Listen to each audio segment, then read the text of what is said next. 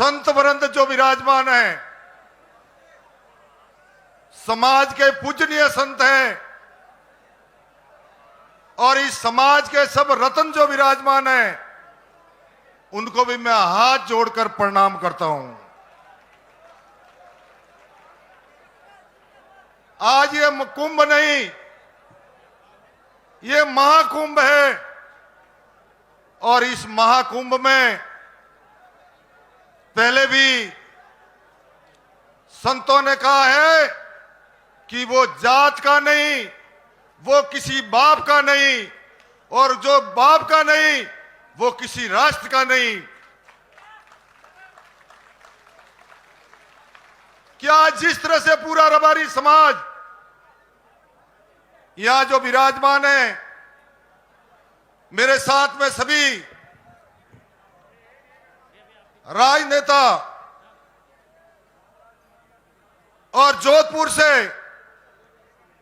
इस महाकुंभ के सभी पदाधिकारी कार्यकर्ता बंधु, जिसका अगर मैं नाम लेना चाहूं, जिन्होंने रात और दिन एक करके बाड़मेर, जालोर, सिरोही, पाली, डूंगरपुर, बांसवाड़ा, चित्तौड़गढ़, प्रतापगढ़, जिस क्षेत्र में भी रात और दिन हम सब मिल करके सबने इस कार्यक्रम के लिए रात और दिन एक करके इस कार्यक्रम को सफल बनाया, इसके लिए मैं पूरी देवासी समाज को नतमस्तक करता हूं और प्रणाम करता हूं।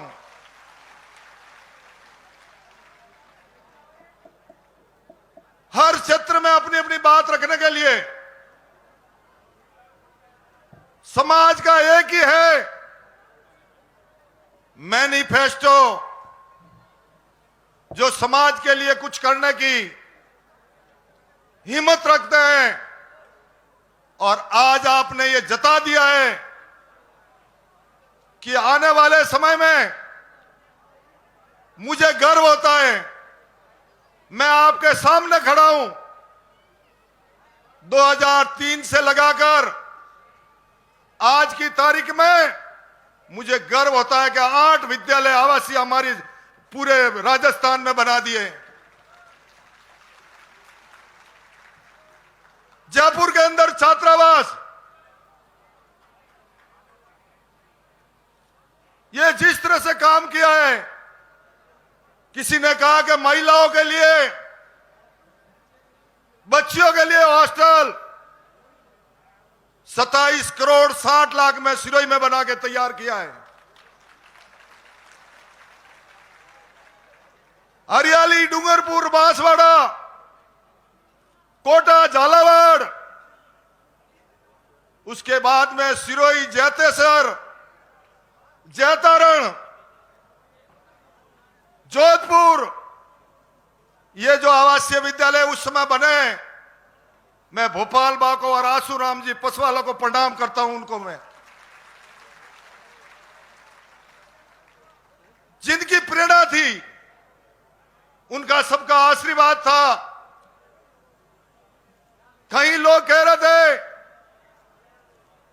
कि सरकार में हमारी भागीदारी,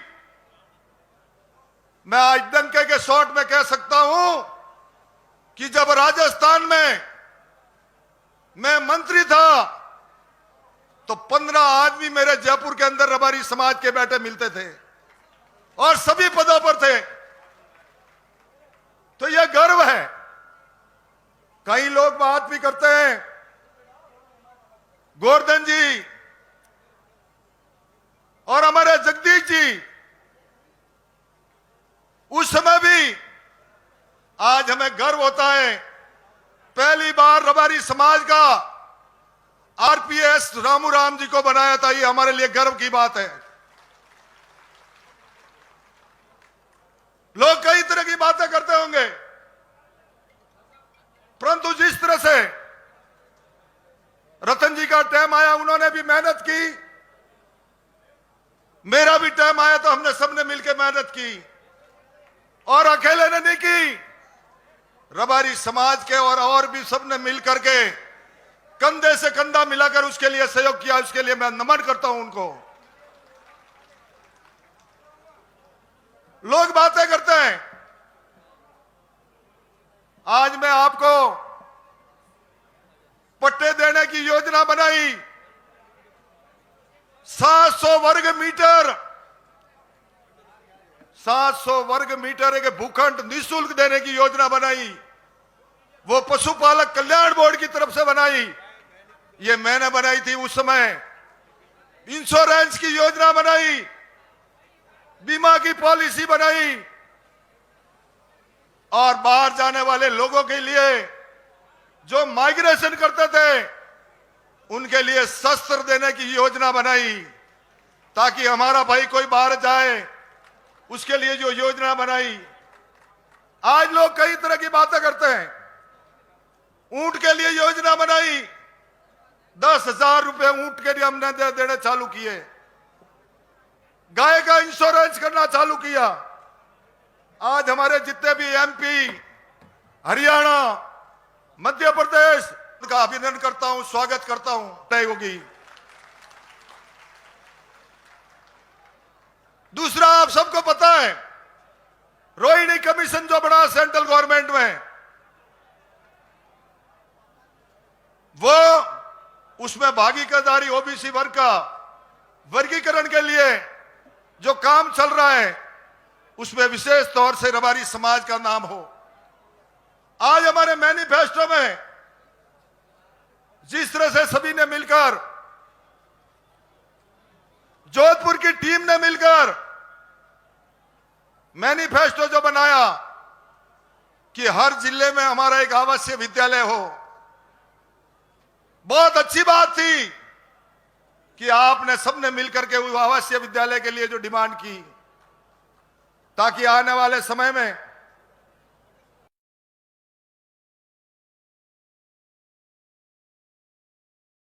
अभी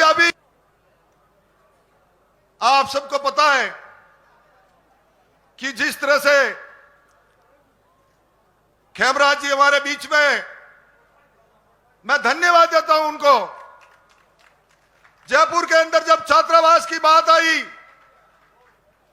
15 करोड़ रुपए उसके लिए भरने की बात आई, और मैं धन्यवाद देता हूं हमारी पूरी टीम को।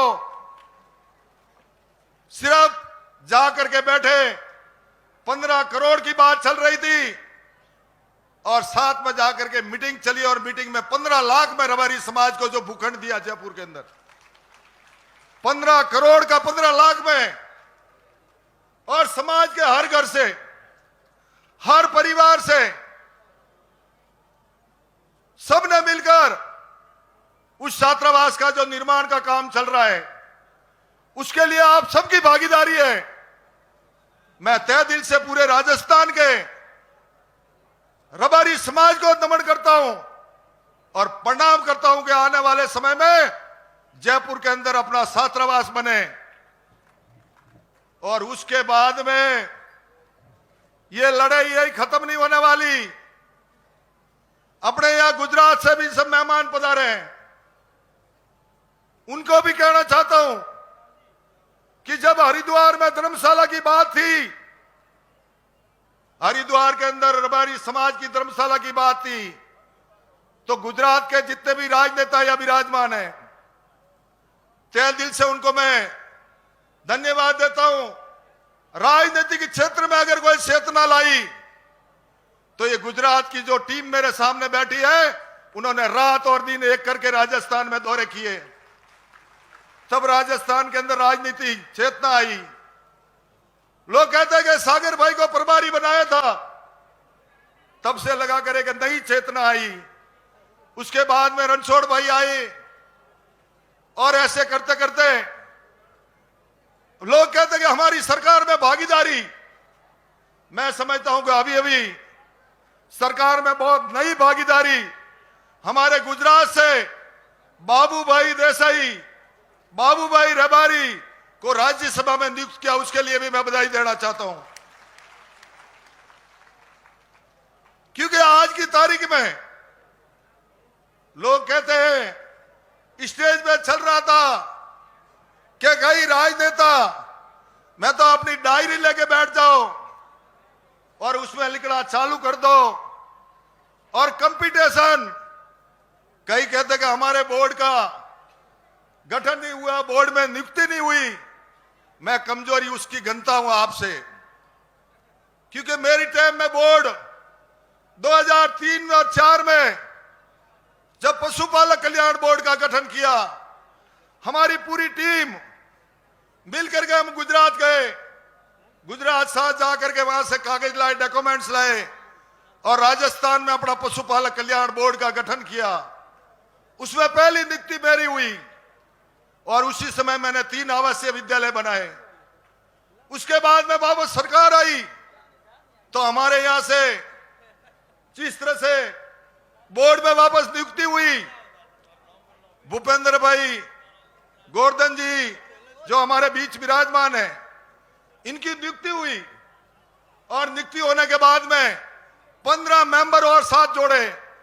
तो ऐसे करके आज दिन तक रिकॉर्ड के साथ कह सकते हैं।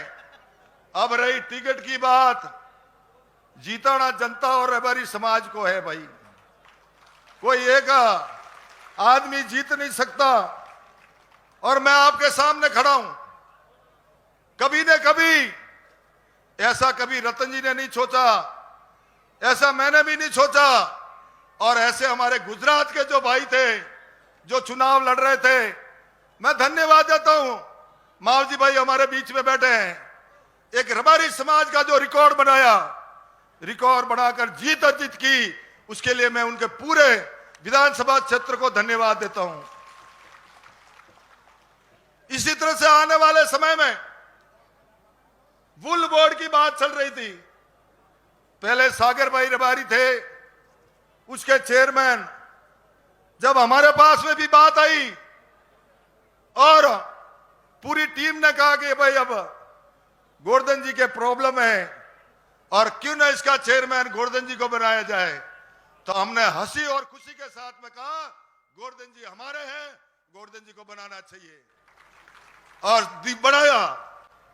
तो मैं आप सबसे निवेदन करता हूं, आज दिन तक इस समाज के मंच पर आप सबसे निवेदन करने आया हूं कि आने वाले समय में आपके विचार क्या है, आप किससे जुड़े हुए हैं, मुझे ये नहीं देखना।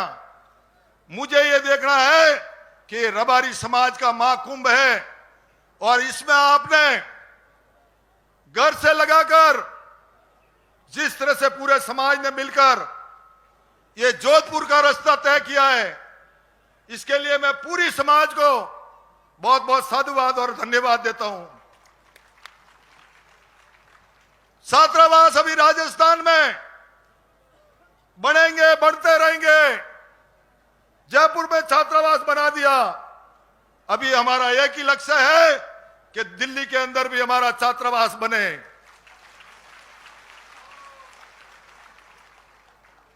और दिल्ली में छात्रावास कब बनेगा?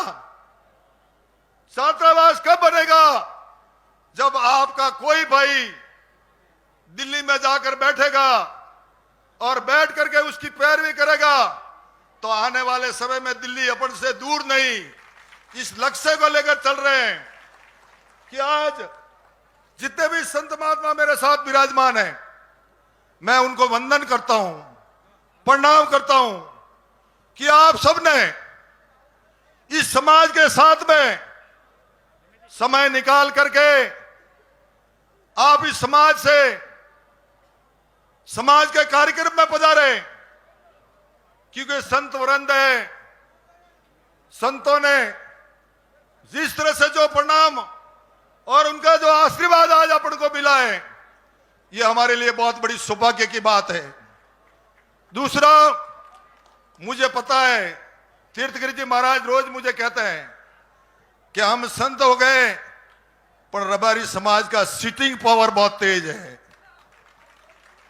और सिटिंग पावर भी क्यों नहीं हो, आप सबने देखा है कि सुबह 9 बजे से लगाकर घड़ी में 3 बजने आए हैं, परंतु आज दिन तक पूरा समाज संगठित होकर के, एक होकर के, नेक होकर के, जिस तरह से आप सब विराजमान हैं, मैं आप सभी समाज के इस कार्यक्रम में पधारे, गुजरात, हरियाणा, पंजाब, मध्य प्रदेश, क्योंकि जितने भी भाई भेड़ पालक आज अपनी मवेशी छोड़कर यहाँ आए हैं, यूपी से भी आए हैं, एमपी से भी आए हैं। कई पटेलों का फोन आ रहा था, जोराबाई का, नौगू का, कि मुझे भी बोलना है। पर चिंता मत करो, जो बोलोगे आप, हम आपके साथ हैं, पूरे समाज के साथ हैं। और आज आपसे ये वादा कर के जा रहे हैं, आने वाले समय में आप ये जो पूरा रबारी समाज एक मंच पर आकर के आपने जो अपनी शक्ति दिखाई है, उसके लिए तो मैं प्रणाम करता हूं। परंतु आने वाले 23 और 24 में ये रबारी समाज का एक अलग ही रिकॉर्ड होगा, इसके लिए मैं इनको नमन करता हूं। क्योंकि समाज का भविष्य है और समाज के भविष्य के लिए अपन सभी को मिलकर, आज जितने भी मवेशी बाहर लेके खड़े हैं, उनको कितनी बड़ी तकलीफें हैं, किस तरह से वो रह रहे हैं, उनके लिए क्या योजना बननी चाहिए। परंतु आप सबके बीच में आने का सौभाग्य मिला और समाज के जितने भी पंच पटेल, समाज के युवा, समाज के सरकारी कर्मचारी और जितने भी व्यवसायी, प्रवासी और मेरे बुजुर्ग पिता के समान सब मेरी माताएं और बहनें और पत्रकार बंधुओं, आप सभी इस कार्यक्रम में पधारे, तहे दिल से आपका वंदन करता हूं, नमन करता हूं।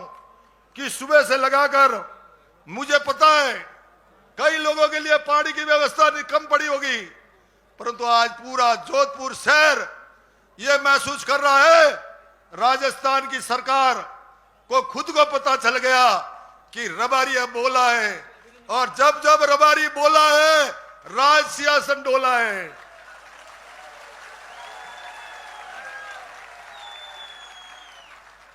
जब जब रबारी बोला है, राज सिंहासन डोला है। तो आप सबसे मेरा निवेदन है और मैं आपको प्रणाम करता हूं। अभी मेरे एक वक्ता बाकी है, रतन जी, उसकी बात को पूरा सुन के जाना है और मेरी बात आपने सुनी, उसके लिए मैं आपको नमन करता हूं।